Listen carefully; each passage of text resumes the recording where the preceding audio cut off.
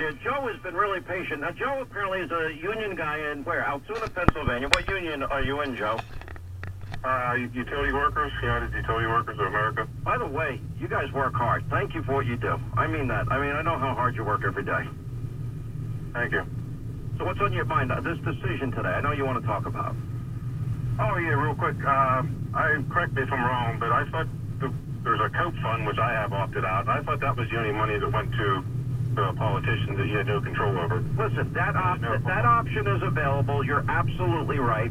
But on the other hand, if we're going to be realistic and honest about it, there's a lot of pressure. Well, first of all, you've got your initiation fees that you pay for unions and union dues that you pay, et cetera, et cetera. And you know and I know that there's a lot of pressure that is brought to bear on a lot of people and a lot of unions to do exactly what I was talking about. Am I wrong? I'll admit I'm wrong, but I know a lot of union you're not guys. wrong. And the problem, You're right. The problem is I love rank and file guys. I really do. They're the heart and soul of the country. You know, I view myself as the dishwasher and the painter and the contractor because that's, 2 decades of my life. And I know how hard you guys work. I want you to get the best salary and the best benefits and I hate bad bosses. And I wasn't, putting my staff on to pat myself on the back, but a lot of these companies, if they would just treat people the right way, there's nobody's going to go to a union. Nobody that works for me is going to join a union on this radio show because they're not going to do better with a union. It's just not going to happen. Why are you rolling your eyes? Just to annoy me? You're rolling your eyes to annoy me. Oh, okay. That's Linda being funny. But you know what I'm saying? There's a way to treat people. And if you're doing well, then the employee should do well. If the company's doing well, let them benefit. That's why these tax cuts have been so amazing for, the forgotten men and women that have jobs that are now getting raises. Look at, Walmart or Target this week, $14 an hour. Is now their starting wage, their minimum wage. We don't need the government to tell us it's $8 an hour, $10. We don't need that. Because the companies are doing it because now they have more money because the government's getting out of the way. Does that make sense? Oh, I agree 100%. I thought you were going to... one other quick... Yeah, go ahead. Go ahead. One quick question. I guess there was a vote something today on the Social Security. I don't know if you can explain that. Tell me your thoughts. I really don't know what it meant or what it was about. All right, I'll tell you what. I think you're talking about first of all, they have the big immigration vote that's going on today.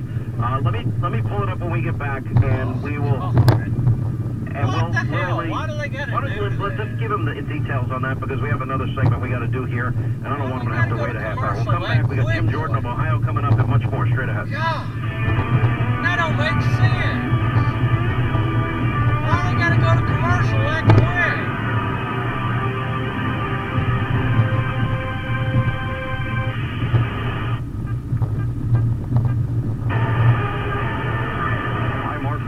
With the Georgia News Network.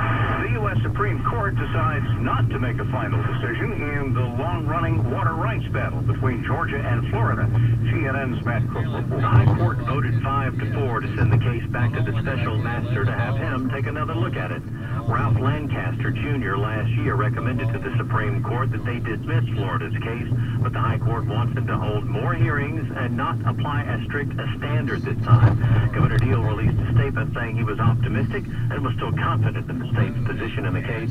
Florida has been trying for years to force Georgia to send more water downstream to their state. I'm Matt Cook, GNN News. Well, officials are still apparently trying to figure out how a body wound up in a beer cooler at SunTrust Park in Atlanta. They're not saying much, except the investigation is active. The dead man was a 48-year-old third-party contractor from Minnesota who was found by a fellow worker. The mother of a baby found dead in a hot car last week in Kingsland, that's in southeast Georgia, now faces criminal charges. 28-year-old Ray Odom was arrested Tuesday and charged with involuntary manslaughter and child cruelty. The baby was found outside a motel on June 19th. Well, state officials are still dealing with some confusion over the incoming distracted driving law taking effect on Sunday. Katie Fallon with the Georgia Office of Highway Safety says despite the no hands restriction on cell phones, you can still use your device for directions. You could have a GPS device, or you can use mapping/navigational apps on your phone. However, you can't have your phone in your hand. If you're caught holding your phone, a first offense will cost you $50 and a point on your license. And officials are looking into the background of the man who set himself on fire at the Georgia State Capitol yesterday. He was apparently upset with the VA. VA officials say they're not commenting due to patient privacy laws. I'm Mark Woolsey, GNN News. You know, Georgia peaches don't just come from Georgia. They come from farms in Georgia, worked by farmers, working hard to cultivate the crops that drive the state's economy.